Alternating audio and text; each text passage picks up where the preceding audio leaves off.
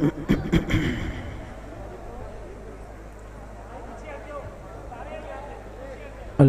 لله نحمده ونستعينه ونستغفره ونؤمن به ونتوكل عليه ونعوذ بالله من شرور أنفسنا ومن سيئات أعمالنا من يهده الله فلا مضل له ومن يضلله فلا هادي له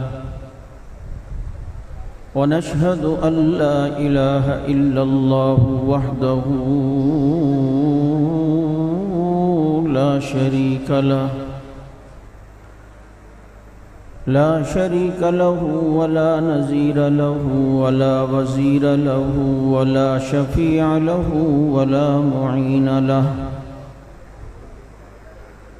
ونشهد أن سيدنا وسندنا ومرشدنا وحبيبنا وطبيبنا وطبيب قلوبنا ومولانا محمدا عبده ورسوله صلى الله تعالى عليه وسلم أما بعد فأعوذ بالله من الشيطان الرجيم بسم الله الرحمن الرحيم إنا أعطيناك الكوثر فصل لربك وانحر إن شانئك هو الأبتر قال النبي صلى الله عليه وسلم لو كان بعدي نبي لكان عمر وقال رسول الله صلى الله عليه وسلم الحسين مني وأنا من الحسين صدق الله وصدق رسوله النبي الكريم ونحن على ذلك لمن الشاهدين والشاكرين والحمد لله رب العالمين يا رب صل وسلم دائما أبدا على حبيبك خير الخلق كلهم هو الحبيب الذي ترجى شفاعته لكل هول من الأحوال مقتحم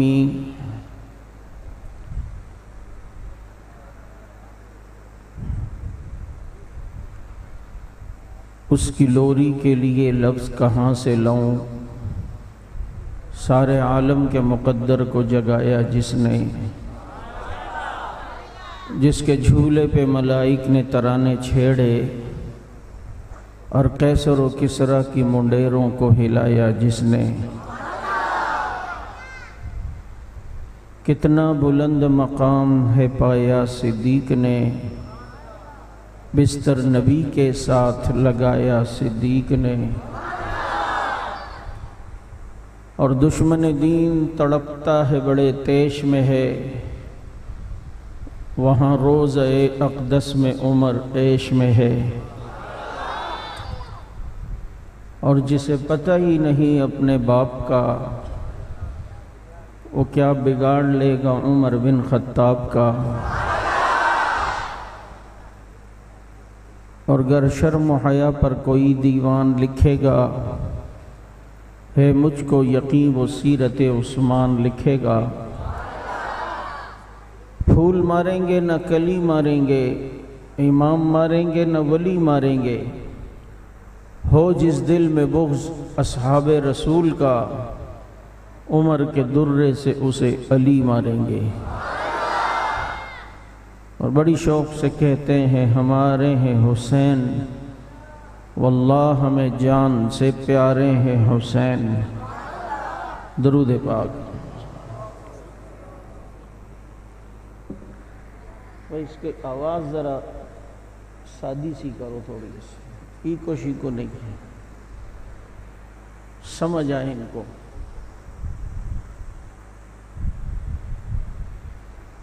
سمجھ تو خیر گئے ہیں یہ بہت سارے، اور ایسا سمجھے ہیں کہ کیا کچھ نہیں ہوا، پھر بھی ان کے دلوں سے صحابہ کی محبت کوئی نہیں نکال سکا۔ یہ سمجھ ہی تو آئی ہے، اور اللہ کرے کہ اس سمجھ میں اللہ تعالیٰ مزید اضافہ فرمائے۔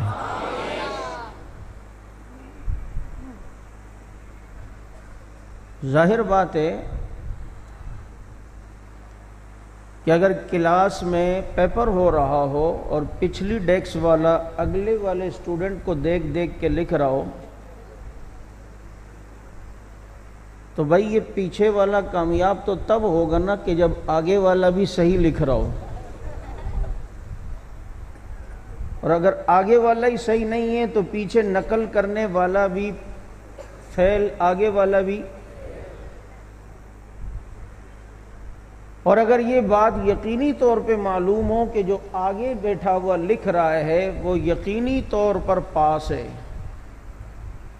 تو اب پیچھے والا جو اس کو دیکھ دیکھ کر اپنے پیپر پہ لکھے گا تو یقینی طور پر یہ بھی پاس ہوگا۔ سمجھے نہیں ہو ورنہ تڑپ جاتے۔ تو ہم تمہیں دعوت دیتے ہیں کہ ان کی نقل کر کے چلو جو یقینی طور پر پاس ہیں، جنہیں وَكُلًّا وَعَدَ اللَّهُ الْحُسْنَى کہہ کر اللہ نے پاس کر کے جنت کا سرٹیفکیٹ بھی دے دیا، جن کے پاس ہونے کی گواہیاں اللہ نے دی، کیونکہ ان کے استاد بڑے قابل تھے اور ان کے استاد بڑے کامل تھے۔ میں کہیں پر تھا، مجھے وہاں پر میں نے ساتھیوں سے پوچھا بیان کیا کروں، کہا جو آپ کی مرضی ہو۔ گاڑی میں تھا کہ میری نظر وہاں پر ایبٹ آباد میں پولوں پر لگے ہوئے پینافلیکسوں پہ پڑی، ہر پول پر ایک پینافلیکس تھا۔ وہاں کسی کالج نے ٹاپ کیا تھا وہاں کے اسٹوڈنٹس نے، تو انہوں نے اپنے کالج کی تشہیر کے لیے یہ پینافلیکس لگائے ہوئے تھے۔ ایک جملہ تمام پینافلیکسوں پہ تھا کہ استاد کی قابلیت شاگردوں کے بہترین مستقبل کی ضمانت ہوتی ہے۔ نہیں سمجھو یار، میں آج بیان کے موڈ میں نہیں ہوں، پھر ہوں کیونکہ آپ سننے کے موڈ میں نہیں ہوں۔ آپ کو پتہ ہے میں تو شروع 10 منٹ چیک کرتا ہوں کہ نرسری کے ہو یا پرائمری کے ہو یا سیکنڈری کے ہو۔ وہ دوسری طرف والا پتہ نہیں اول فول بکتا ہے، وہ سامنے والوں کو کیا کاٹتا ہے کہ وہ سارے شروع ہو جاتے ہیں، اور ہماری صحیح بات سامنے والوں کو سمجھ ہی نہیں آتی، تڑپتا ہی نہیں، کیونکہ انہیں یہ سکھایا گیا ہے کچھ بھی سمجھ نہ آئے بس شور کر کے بتاؤ کہ ہمیں کچھ آ رہا ہے، اور جو انہیں آ رہا ہوتا ہے وہ ہمیں پتہ ہے کہ کیا آ رہا ہوتا ہے۔ استاد کی کامیابی، استاد کی قابلیت شاگردوں کی بہترین مستقبل کی ضمانت ہوتی ہے۔ میری نظر جب پینافلیکس پہ پڑی، میں نے کہا موضوع تو مجھے مل گیا۔ کہتے ہیں اس میں کون سا موضوع ہے؟ میں نے کہا آج کا استاد قابل ہو تو دیکھو لکھا ہوا ہے کہ شاگردوں کا مستقبل بہتر ہوگا۔ استاد قابل ہو تو شاگردوں کا مستقبل، اور جن کا استاد ہی محمد الرسول اللہ ہو،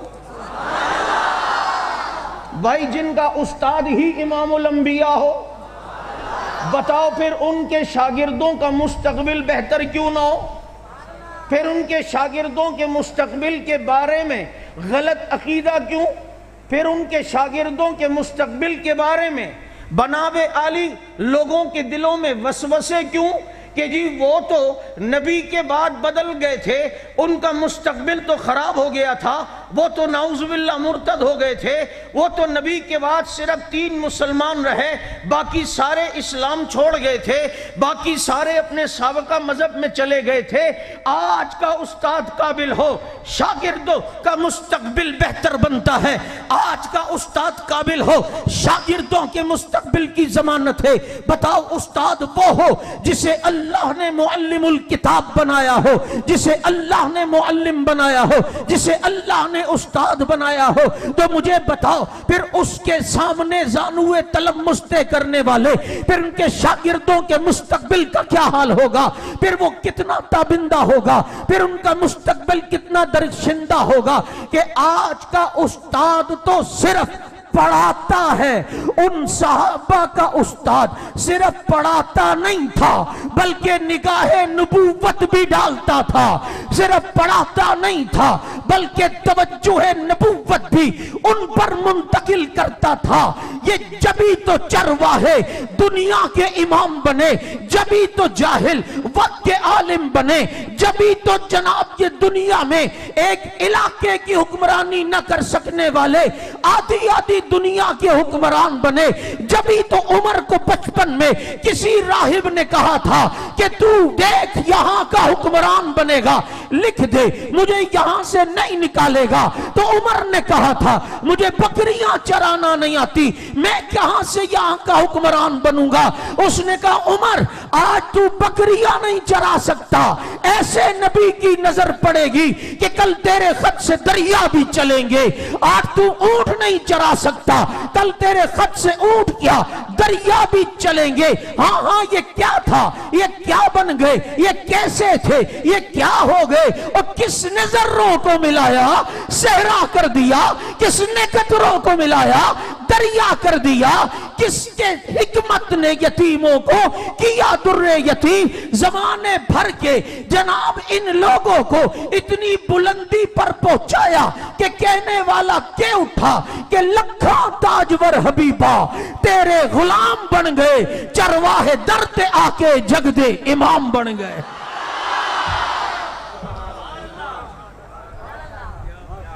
یہ کون ہے استاد؟ تم ہمارا مدعا سمجھے نہیں ہو، ہم بلکہ تم حق نواز کا مدعا سمجھے نہیں ہو۔ وہ صحابہ کے دفاع کی آڑ میں دفاع نبی کر کے گیا ہے۔ دنیا نبی کے شاگردوں کو ناکام بنوا کر، دنیا کے سامنے ناکام بتا کر استاد کی محنت پہ پانی پھیرنا چاہتے ہیں۔ تم کیوں نہیں سمجھ رہے ہو؟ شاگردوں کی ناکامی استاد کی ناکامی تصور ہوتی ہے، شاگردوں میں کمی استاد کی کمی تصور ہوتی ہے، لیکن استاد قابل ہوتا ہے تو شاگرد بھی قابل ہوتے ہیں، استاد کامل ہوتا ہے تو شاگرد بھی کامل ہوتے ہیں۔ ہم دفاع صحابہ نہیں کر رہے، ہم دفاع محمد کر رہے ہیں۔ ہم صحابہ کی شان بیان کر کے صحابہ کی شان نہیں بیان کر رہے، ہم دنیا کو بتا رہے ہیں محمد کی شان، کہ شاگردوں کا یہ مقام ہے کہ ان کی سواریاں سمندر پہ چلتی تھی تو استاد کی سواری عرش پہ کیوں نہ چلے؟ سواری اگر شاگردوں کی پانی پہ چلتی ہے تو استاد کی سواری عرش پہ کیوں نہ چلے؟ اگر شاگردوں کی بات جنگل کے شیر مانتے ہیں جو ذی روح ہوتی ہے تو استاد کا حکم گڑا ہوا درخت کیوں نہ مانے؟ جب شاگردوں کا یہ مقام ہے استاد کا کیا مقام ہے؟ اور دنیا کہتی ہے کہ جناب استاد اپنے شاگرد سے پہچانا جاتا ہے، درخت اپنے پھل سے پہچانا جاتا ہے، آسمان اپنے تاروں سے پہچانا جاتا ہے، قرآن اپنے پاروں سے پہچانا جاتا ہے، اور محمد اپنے یاروں سے پہچانا جاتا ہے۔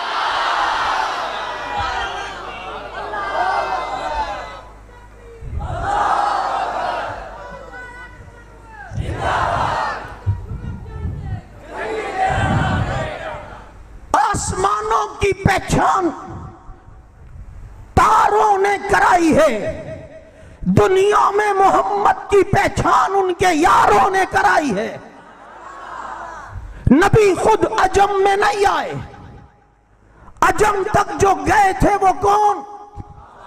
بولو وہ کون؟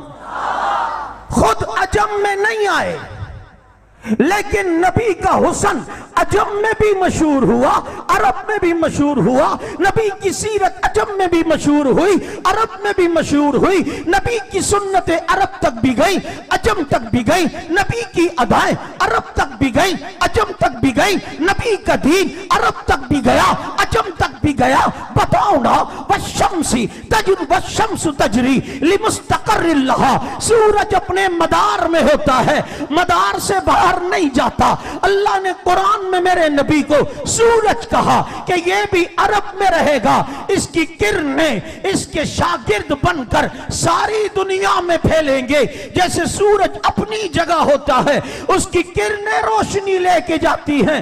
اللہ کے نبی عرب میں رہے ہیں، دنیا میں جو ان کی روشنی لے کر پہنچے تھے وہ کون؟ بولو کون؟ وہ کون؟ جن کا حال یہ کہ نگاہ نبوت پڑی۔ میں نے کہا آج کا استاد صرف پڑھاتا ہے، اور وہ استاد سے پڑھاتا نہیں تھا، سامنے دیکھنے والوں کو مسکراتا بھی تھا، اور اس کی ایک مسکراہٹ مل جائے تو کام تو بن گیا نا؟ نہیں سمجھ آئی؟ بس اس کی ایک مسکراہٹ کام بنا دے گی۔ آج تو اتنے جتن کرتا ہے کسی کے کہتے بس ایک بار مسکرا جائے تو کام ہو جائے گا،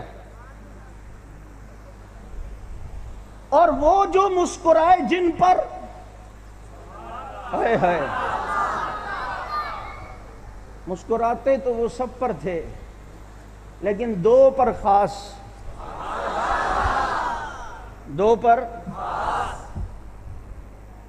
ان کو ساتھ، ان کو دیکھا تو مسکرایا بھی، اور اتنے پسند آئے کہ اپنے ساتھ سلایا بھی۔ وہ ان کو دیکھ کے مسکراتے، وہ ان کو دیکھ کے مسکراتے، نبی انہیں دیکھ کے مسکراتے، وہ نبی کو دیکھ کے مسکراتے، اور ماحول یوں بن جاتا کہ آنکھوں آنکھوں میں اشارے ہو گئے، ہم تمہارے تم ہمارے ہو گئے۔ جنہیں سلایا،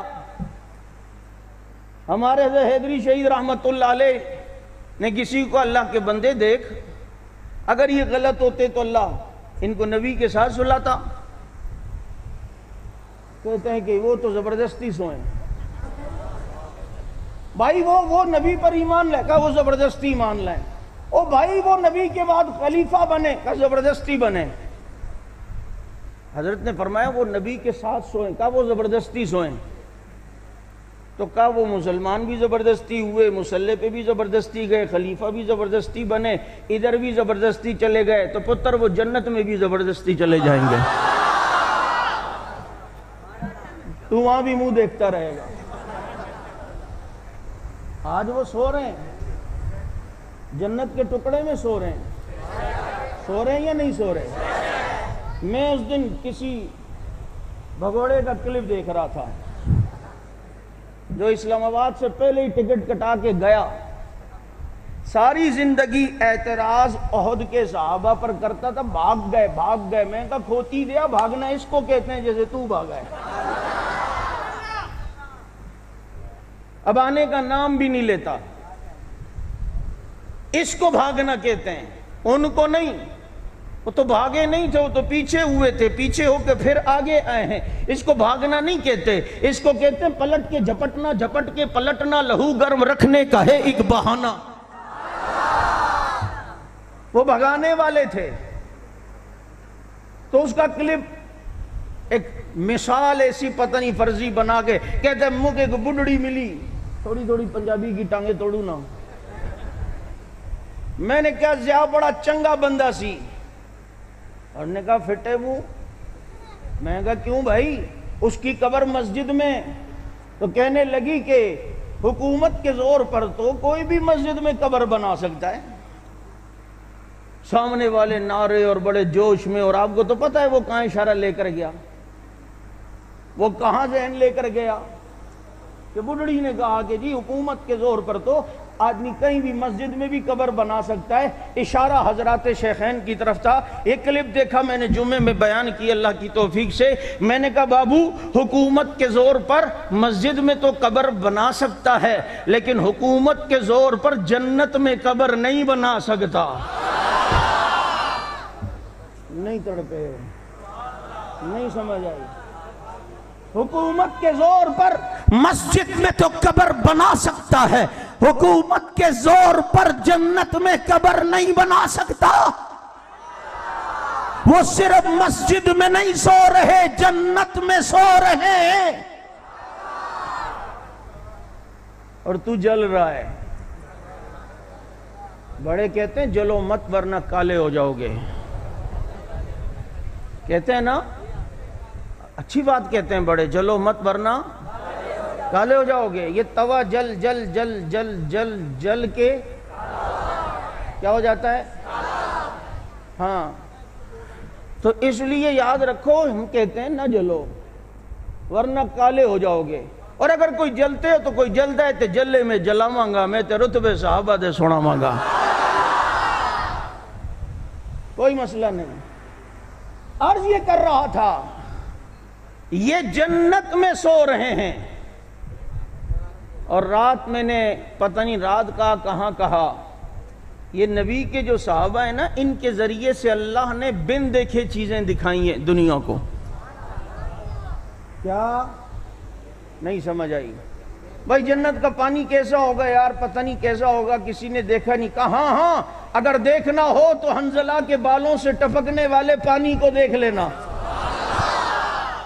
جو تازہ تازہ جنت سے غسل کر کے آیا ہے. بابا جنت کے پھل کیسے ہوں گے یار, ہم نے دیکھا نہیں, شاید کوئی دیکھ بھی نہیں سکتا. کہا نہیں, ہاں دیکھ تو سکتا نہیں لیکن نبی کے یاروں کی برکت سے بن دیکھے چیزیں رب دکھاتا ہے, جنت کی نعمتیں دنیا میں دکھاتا ہے. یہ دیکھ حضرت خبیب رضی اللہ تعالیٰ عنہ قید میں ہیں. ایک باندی جو بعد میں مسلمان ہوئی کہتی ہے خدا کی قسم میں نے قید میں خبیب کے ہاتھ میں انگور کا گچھا دیکھا اور پورے عرب میں اس وقت انگور نہیں ملتا تھا, تو مجھے یقین ہے کہ اللہ نے خبیب کے لیے جنت سے انگور کا انتظام کیا ہے. جنت کا پانی دیکھنا ہو حنظلہ کے بالوں کو دیکھ لو, جنت کا پھل دیکھنا ہو قید میں خبیب کو دیکھ لو. او بھائی جنت میں جاتے کیسے ہیں, یہ داخلہ کیسے ہوگا؟ تو ربیع الاول میں نبی کو دیکھ لو, 22 جمادی الثانی کو صدیق کو دیکھ لو, یکم محرم کو فاروق اعظم کو دیکھ لو.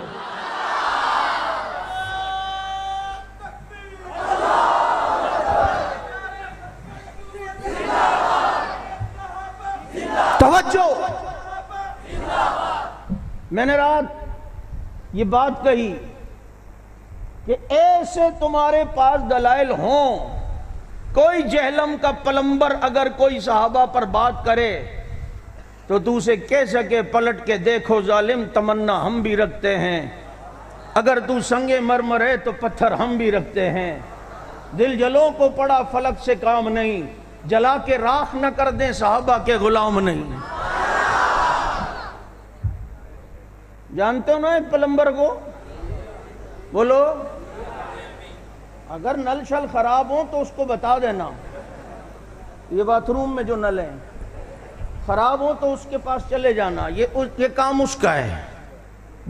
جنہیں گھر میں ماں نہیں پہچانتی وہ عدالت لگا کے فیصلے کرنے کے لیے صحابہ کے لیے بیٹھے, اور عدالت ان کے لیے لگاتے ہیں جن کی عدالتوں کے فیصلے رب قرآن میں 1400 سال پہلے کر کے چلا گیا ہے. تم ان کے ایمان پہ شک کرتے ہو جن کو اللہ نے ایمان والا کہا. نہیں سمجھے بات, وہ ایسے ایمان والے ہیں. چودھری صاحب یقین کرو صحابہ کو قرآن سے پڑھو. کسی نے کہا احد میں یہ ہو گیا تھا, یہ ہو گیا تھا, یہ ہو گیا, قرآن نے ذکر کیا.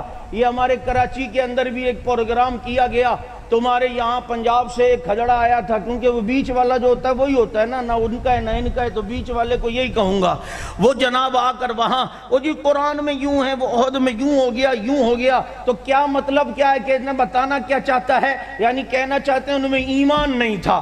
اول تو جو تو باتیں بتا رہا ہے وہ جھوٹ ہیں، لیکن اگر تو احد کی کسی بات کو لے کر کہتا ہے ان میں ایمان کی کمی تھی، تو آؤ اگر تمہارے سامنے کوئی احد کی بات کرے اور قرآن اٹھانے لگے اور بیچ سے پڑھنے لگے، توجہ کرنا چنیوٹ کے مسلمانوں، تم کہنا احد کا واقعہ رب نے جہاں سے شروع کیا ہے وہاں سے پڑھنا شروع کر۔ یہ سورہ ال عمران ہے۔ اللہ احد کا نقشہ کھینچتے ہوئے یوں کہتے ہیں وَإِذْ غَدَوْتَ مِنْ أَهْلِكَ تُبَوِّئُ الْمُؤْمِنِينَ۔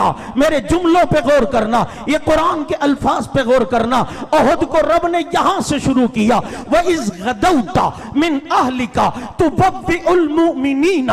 یہ نبی صبح صبح اپنے اہل سے نکلے اور مومنین کو قتال کی جگہ پر بٹھانے لگے۔ وَإِذْ غَدَوْتَ مِنْ أَهْلِكَ تُبَوِّئُ الْمُؤْمِنِينَ تُبَوِّئُ الْمُؤْمِنِينَ وَإِذْ غَدَوْتَ مِنْ أَهْلِكَ تُبَوِّئُ الْمُؤْمِنِينَ۔ اللہ نے احد کو ذکر کرتے ہوئے پہلے صحابہ کو مومن کہا، پھر احد کا واقعہ بیان کیا کہ اگر کسی کے ذہن میں صحابہ کے بارے میں کوئی شکوک و شبہات آئے تو اسے ذہن میں ہونا چاہیے میں احد کے واقعے کو شروع کرتے ہوئے پہلے انہیں مومن کہہ رہا ہوں، پھر ان کے احد کے واقعے کو بیان کر رہا ہوں۔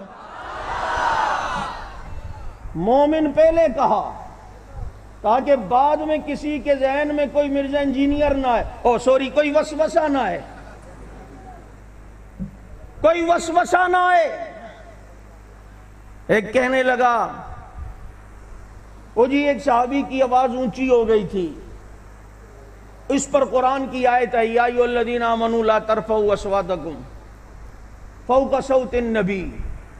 توجہ، پھر کہتا کیا مطلب تیرے، کیا یا ایمان نہیں تھا ان میں؟ یہ اللہ یاری نے یہ چیز دلیل کے طور پر دی بے وقوف کہ وہ کافر تھے نعوذ باللہ، کیونکہ نبی کے سامنے اونچا بولے۔ اول بات تو ایک یاد رکھنا، ان سے یہ پوچھنا کہ اس آیت کے بعد کوئی اونچا بولا ہے؟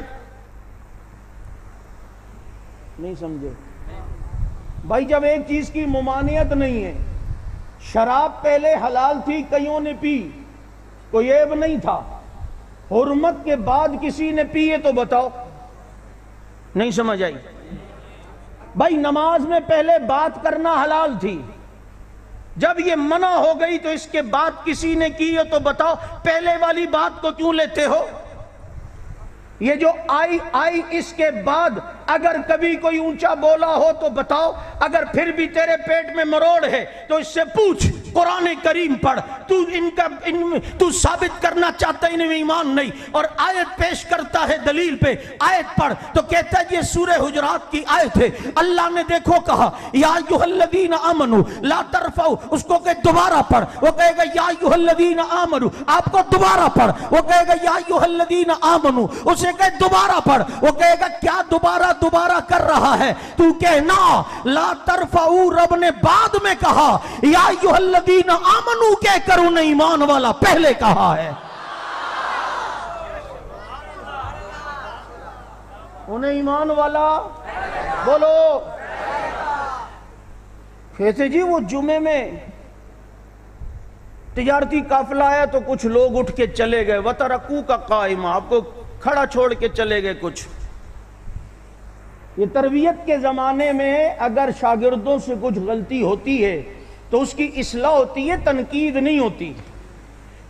یہ تو دیکھ رہا ہے قحط کا زمانہ، یہودی بھی وہاں پر تھے تاجر، ان کے ذہن میں ہے کہ اب یہ قافلہ آیا ہے اور پھر جناب ایسا نہ ہو یہودی سرمایہ دار پورے قافلے پہ قبضہ نہ کر لے۔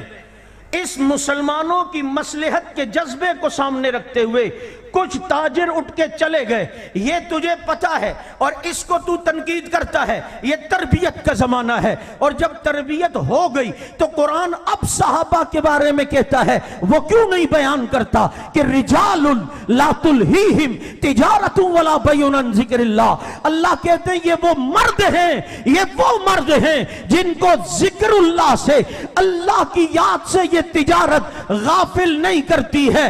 تجھے بترکو کا قائمہ یاد ہے. اور کہتا ہے جی پھر سورہ جمعہ آئی اور سورہ جمعہ میں یہ واقعہ بیان ہوا. میں کہا اچھا سورہ جمعہ میں کہاں واقعہ بیان ہوا؟ ذرا شروع کرنا جہاں سے بیان ہوا. کہتے اللہ نے کہا یا ایھا الذین آمنوا اذا نودی للصلاۃ من یوم الجمعہ. پھر اس کو کہ دوبارہ پڑھ. وہ کہے گا یا ایھا الذین آمنوا اذا نودی للصلاۃ. اس کو کہ دوبارہ پڑھ. وہ کہے گا یا ایھا الذین آمنوا اذا نودی للصلاۃ. اس کو کہ انی دیا ذرا ادھر دیکھ. وترکوا کا قائمہ رب نے بعد میں بیان کیا. یا ایھا الذین آمنوا کہہ کر صحابہ کو ایمان والا اللہ نے پہلے کہہ دیا ہے. ان کو ایمان والا نہیں سمجھ آئی تمہیں؟ ایمان والا بولو، ایمان والا. پتہ نہیں تم اس ذوق کے ہو یا نہیں. میں ایک بات کہنا چاہتا ہوں. یہ علماء بیٹھے انہیں پتہ ہے کہ پہلے نماز جمعہ کا طریقہ یوں ہوتا تھا کہ نماز پہلے ہوتی تھی، خطبہ بعد میں ہوتا تھا. نماز پڑھ چکے تھے صحابہ. یہ خطبہ تھا کہ تجارتی قافلہ آیا تو کچھ تاجر اس نیت سے کہ یہودی پہلے قبضہ نہ کر لیں، تو نماز تو پڑھ چکے تھے. وہ اس مسلمانوں کی مصالحت کو سامنے رکھتے ہوئے چلے گئے. پہلے نماز جمعہ یوں تھا. اس واقعے کے بعد ترتیب یوں بن گئی کہ پہلے خطبہ ہوگا بعد میں. اے صحابہ تمہاری تلیوں کو چوم لوں میں. یہ وہ لاڈلے ہیں ان پر آنے والی تہمت کے شبہ اللہ وہ بھی نہیں رہنے دیتا. اسلوب قرآن دیکھ وہ صحابہ کا کتنا خیال رکھتا ہے. نہیں سمجھ آئی؟ یہ سورہ جمعہ میں آیا نا تو کیا آیت تھی؟ فَإِذَا قُضِيَتِ الصَّلَاةُ فَانْتَشِرُوا فِي الْأَرْضِ وَابْتَغُوا مِنْ فَضْلِ اللَّهِ. جب تم جمعے کی نماز فَإِذَا قُضِيَتِ الصَّلَاةُ جب نماز جمعہ سے فارغ ہو جاؤ تو وَابْتَغُوا مِنْ فَضْلِ اللَّهِ اب اللہ کا فضل تلاش کرنے جاؤ، یعنی اب تجارت کرو. میں نے کہا واہ نبی کے یارو تمہاری عظمت، کیا بات ہے تمہاری. اللہ نے اسلوب بھی یوں بتایا کہ جناب جب نماز جمعہ سے فارغ ہو تو اللہ کا فضل تلاش کرو. جمعہ تو وہ پڑھ چکے تھے، اگر اب بھی گئے ہیں تو اللہ کا فضل تلاش کرنے گئے تھے. نہیں سمجھو یار، تم اس طرح سمجھ نہیں رہے ہو صحابہ کو. جمعہ تو پڑھ چکے تھے، اب فضل ہی تلاش کرنے گئے ہیں. یا ایھا الذین آمنوا اذا نودی للصلاۃ. ایمان والا پہلے کہا. یار وہ تبوک میں 3 ساتھی پیچھے رہ گئے تھے اور دیکھو نا پھر کیا. پھر میں آگے بولوں پھر تیری پھر ہو جائے گی. میں بتا رہا ہوں پھر صرف کہتا ہے تو پھر کیوں نہیں کہتا کہ آگے اللہ نے ان کی معافی کا اعلان بھی کیا. اور اسلوب قرآن یوں تھا یا ایھا الذین آمنوا اذا قیل لکم انفروا فی سبیل اللہ ثاقلتم الی الارض. جب تمہیں کہا جائے چلو تو زمین میں دھس جاتے ہو. انداز بیان دیکھو. یا ایھا الذین آمنوا اذا قیل لکم انفروا فی سبیل اللہ. اس کو کہ دوبارہ پڑھ. کہے گا یا ایھا الذین آمنوا اذا قیل. اس کو کہ دوبارہ پڑھ. آپ کہنا ثاقلتم الی الارض رب نے بعد میں کہا. یا ایھا الذین آمنوا کہ صحابہ کو ایمان والا پہلے کہا ہے. یہ میں تمہیں چند مثالیں دے کر صحابہ کو سمجھنے کا قرآنی اسلوب دے کے جا رہا ہوں کہ کوئی اس طرح کی بات اگر دیکھنا قرآن کو پڑھنا تو اللہ ان کے ایمان کی بات ضرور کرے گا اور بتائے گا کہ تم اپنے ایمان کی فکر کرو، ان کی نہیں. وہ پیچھے رہیں تب بھی ایمان والے، وہ کھڑا چھوڑ کے جائے تب بھی ایمان والے، وہ اونچا بول جائے تب بھی ایمان والے، وہ جو کچھ بھی کریں تب بھی ایمان والے. کیونکہ اولئک کتب فی قلوبہم الایمان. ان کے دلوں پر ایمان خود اللہ نے لکھا ہے. کس نے لکھا ہے؟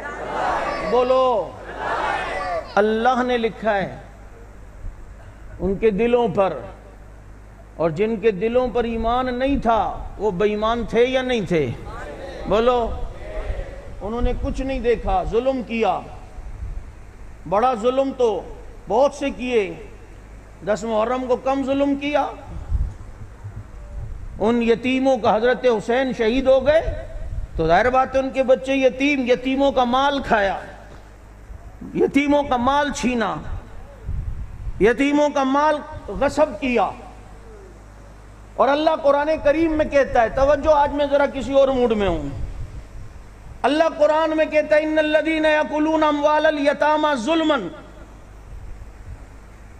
آگے کیا ہے، یاکلون فی بطونہم نارا، جو کوئی یتیم کا مال ظلمن کھائے وہ اپنے پیٹ میں آگ بھر رہا ہے، جو یتیم کا مال کھائے تو اپنے پیٹ میں اللہ کہتے ہیں وَسَيَصْلَوْنَ سَعِيرًا، ان قریب اسے جہنم میں پھینکوں گا جو یتیم کا مال کھائے، جو یتیم کا مال کھائے ان قریب اسے۔ بتاؤ جنہوں نے حسین شہید کر کے حسین کے بچے جو یتیم ہوئے ان کا مال کھایا جہنم میں جائیں گے یا نہیں؟ ان کا مال لوٹا وہ جہنم میں جائیں گے یا نہیں؟ بولو نا، اگر بالیاں نوچی تو جہنم میں جائیں گے یا نہیں؟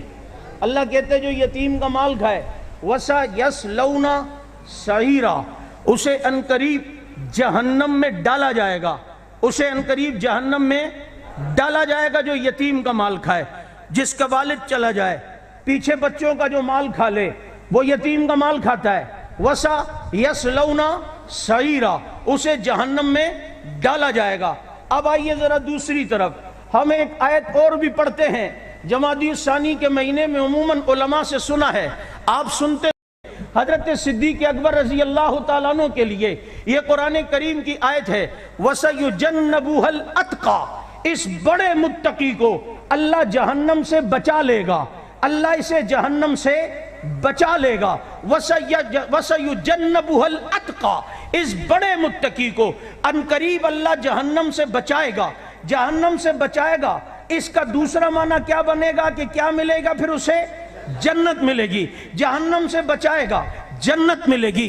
توجہ کرنا، ادھر اللہ نے کہا جو یتیم کا مال کھائے وَسَيَصْلَوْنَ سَعِيرًا، اسے انقریب جہنم میں ڈالا جائے گا۔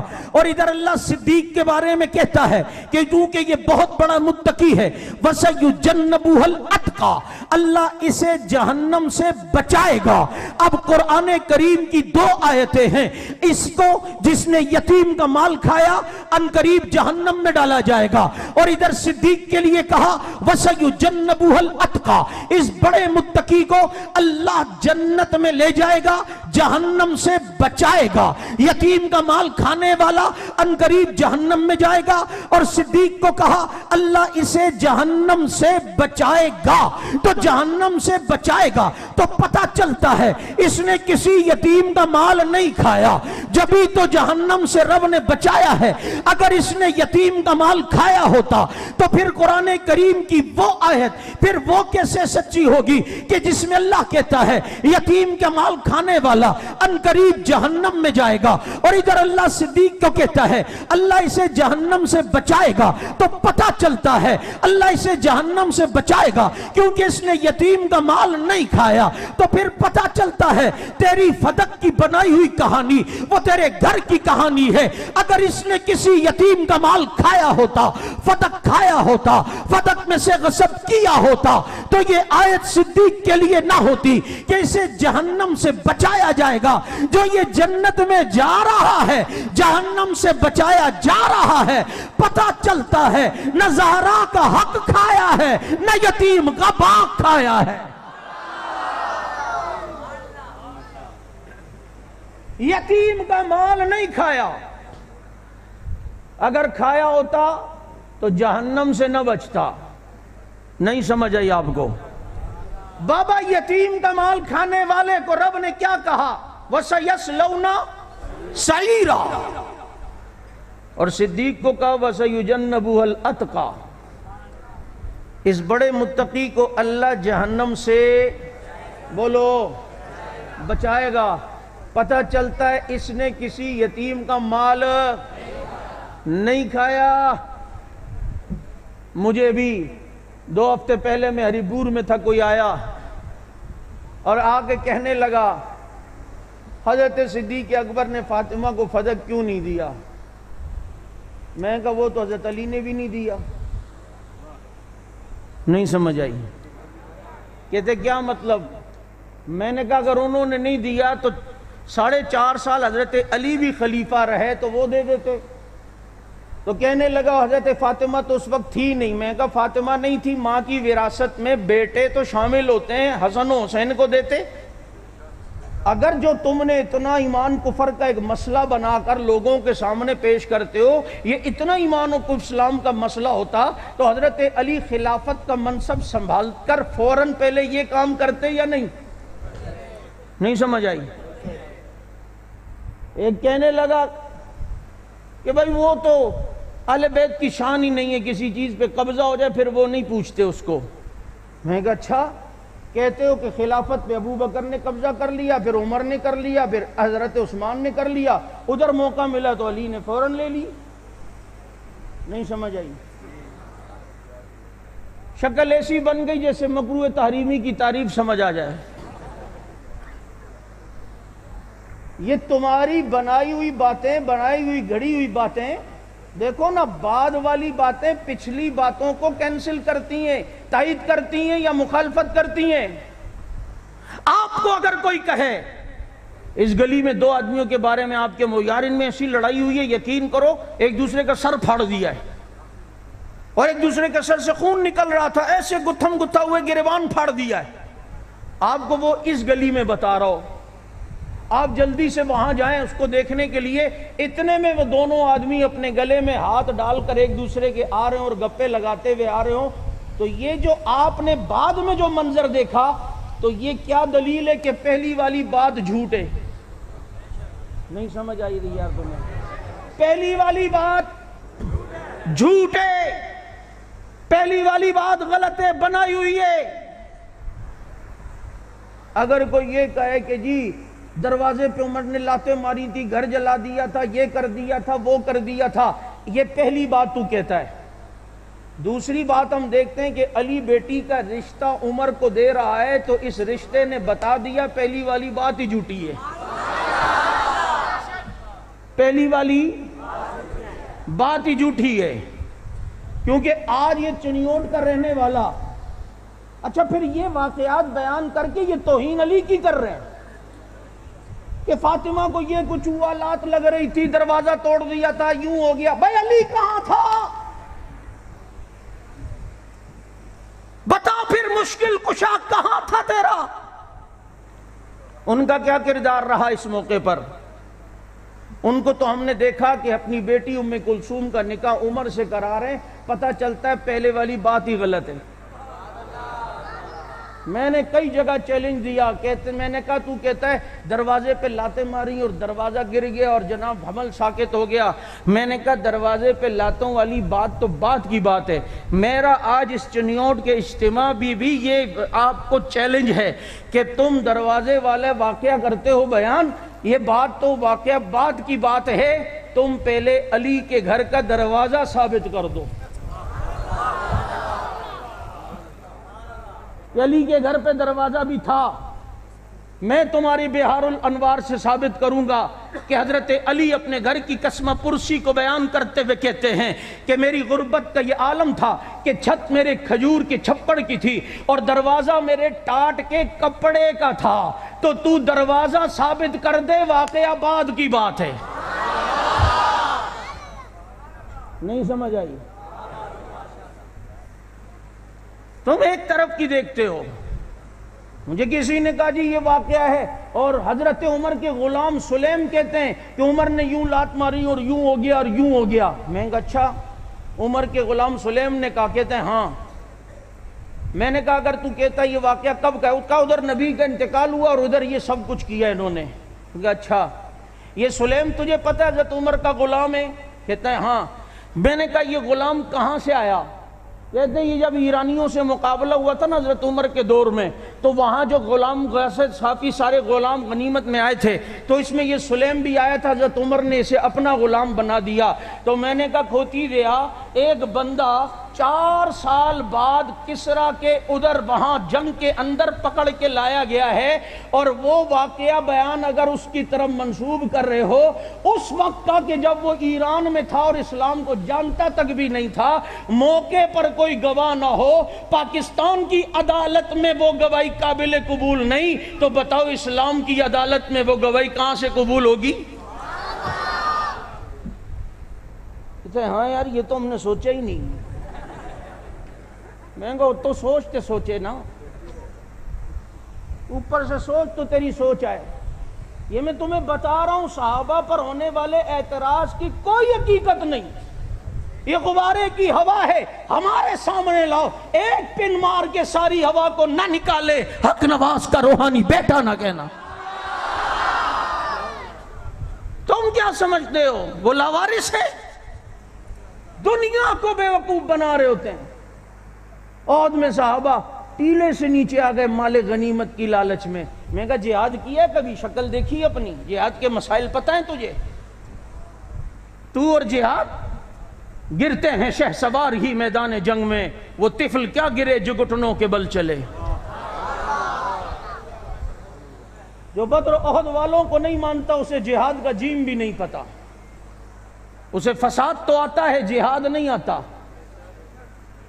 میں کہا یہ الزام کے اوپر سے ٹیلا چھوڑ کر آ گئے مال غنیمت کی لالچ میں۔ سوال کرو ایسے لوگوں سے، اگر یہ جو ٹیلے پہ تھے یہ نیچے نہ آتے تب بھی مال غنیمت میں ان کو جہاد میں شریک ہونے کی وجہ سے حصہ ملتا یا نہیں ملتا؟ بولو بھائی، جہاد میں جتنے لوگ شریک ہیں جسے ایک تیر چلانے کا بھی موقع نہیں ملا، مال غنیمت جب تقسیم ہوگا اس کا حصہ بھی ہے یا نہیں ہے؟ جب حصہ ان کو ملنا ہی تھا تو یہ نیچے پتہ چلتا ہے غنیمت کے لیے نہیں آئے، غنیمت کو ایمانداری سے جمع کر کر امیر تک پہنچانا یہ ایک ثواب اور نیکی ہے۔ صحابہ اس نیکی اور ثواب کے لیے آئے تھے۔ غنیمت تو انہیں پھر بھی ملنی تھی، انہیں پھر بھی حاصل ہونی تھی۔ تم ان پر غنیمتوں کی بات کرتے ہو جس نے اپنا سارا مال و زر نبی پہ قربان کر دیا، جو دنیا میں جنت کے خریدار بنے۔ دنیا میں اللہ نے جنت دی، کچھ کو تو پروانہ لکھ کے دے دیا جنت میں جاؤ گے، اور کچھ کو آنکھوں سے دکھا دیا یہ ہیں وہ، اور دونوں پہرے دار ہیں۔ رب نے جیسے قرآن کو 2 گتوں کے درمیان محفوظ کیا ہے نا، محمد کو اللہ نے 2 سچوں کے درمیان محفوظ کیا ہے۔ یکم محرم الحرام کو شہادت فاروق اعظم رضی اللہ عنہ زخمی ہوئے، اپنے بیٹے سے کہا ام المومنین سے اجازت لو، روزے میں دفن ہونا چاہتا ہوں، یعنی جنت میں دفن ہونا چاہتا ہوں۔ سن، تو ماں کی خدمت کرتا ہے، ماں دعائیں دیتی ہیں، اس کے صلے میں تجھے جنت ملتی ہے۔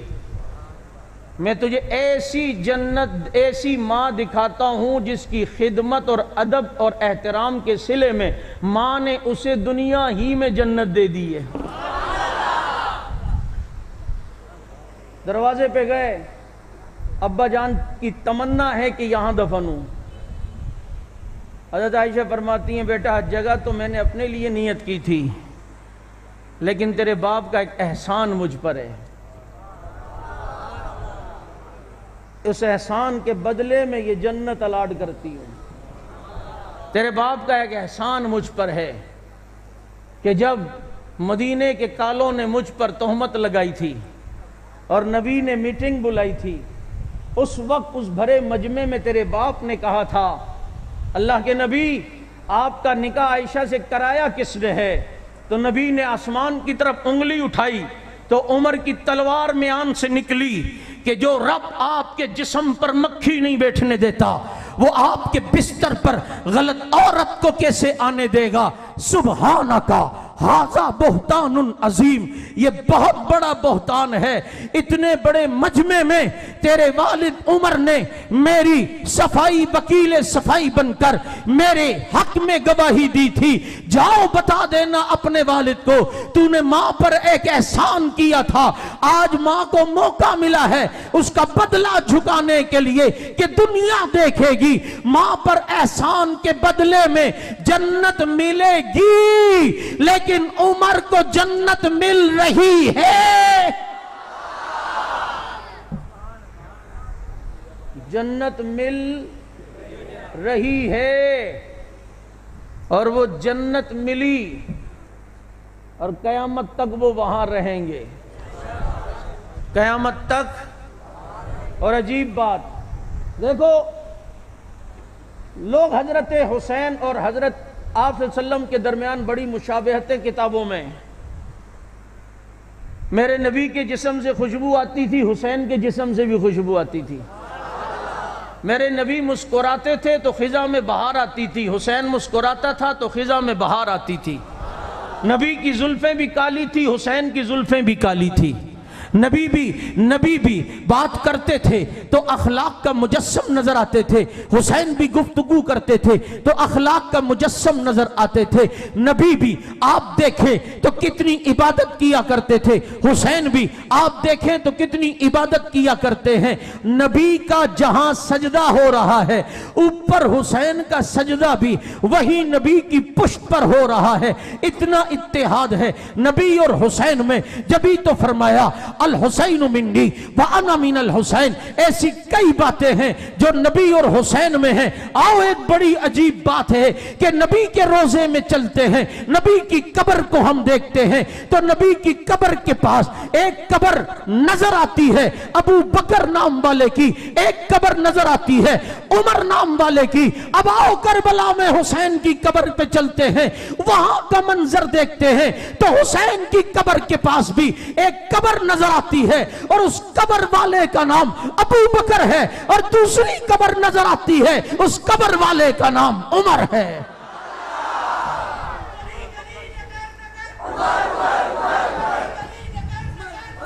یہ کربلا میں حضرت حسین کی قبر کی ویڈیو دکھائے گا، اس کو کہے کیمرہ تھوڑا سا یہاں بھی کرنا، کہتا ہے یہاں کروں گا تو تقیہ ختم ہو رہا ہے، یہاں کروں گا تو دھوکہ ختم ہو رہا ہے، ہاں سب کچھ۔ میں نے کہا کیوں نہ ہو، وہاں صدیق ہے یہاں عمر ہے، یہ بتا لوگوں کو پتا چلے کہ ان ناموں کی اتنی قدر تھی وہاں پر کہ وہ اپنے بچوں کے نام ان کے نام پہ رکھتے ہیں، ان کے نام پہ رکھتے ہیں۔ یہ محبتیں بتاؤ نا، اگر کوئی اتحاد بین المسلمین کا نام لیتا ہے اور امت کے قرون اولا کے طبقے میں اتحاد نہیں مانتا، سمجھ لو وہ اتحاد کا چورن بیچ رہا ہے، اتحاد کا دائی نہیں ہے، ورنہ تمہیں بتانا پڑے گا ان کی محبت بتاؤ۔ عجیب بات ہے، واقعہ کربلا بیان ہوتا ہے، کبھی تم نے کسی جگہ کربلا کے واقعے کی آڑ میں کبھی تم نے شمر پہ تبرہ سنا ہے کہ شمر پر تبرہ ہوتا ہو، لعنت ہوتی ہو؟ واقعہ کربلا کا بیان ہوتا ہے اور تبرہ ابو بکر عمر اور عثمان پر، جو اس وقت دنیا میں بھی موجود نہیں۔ یہ کیا اندر کا بغض ہے جو نکال رہے ہو؟ یہ کیا ہے؟ ہم عرض کریں گے تو شکایت ہوگی، ہمیں صرف جذباتی نہ کہو بلکہ جو سامنے ہو رہا ہے اس کو کنٹرول کرنے کی کوشش کرو۔ شیخ سعدی رحمت اللہ علیہ کسی بستی سے گزر رہے تھے نا تو کتے بھونکنے لگے، انہوں نے پتھر جیسے ہی اٹھائے، پتھر زمین کے ساتھ دبے ہوئے تھے اور گڑے ہوئے تھے، جس پتھر کو اٹھاتے وہ زمین کے ساتھ اندر گڑا ہوا تھا، تو ایک جملہ انہوں نے کہا، عجیب قوم ہے، کتوں کو کھول دیا ہے، پتھروں کو باندھ دیا ہے،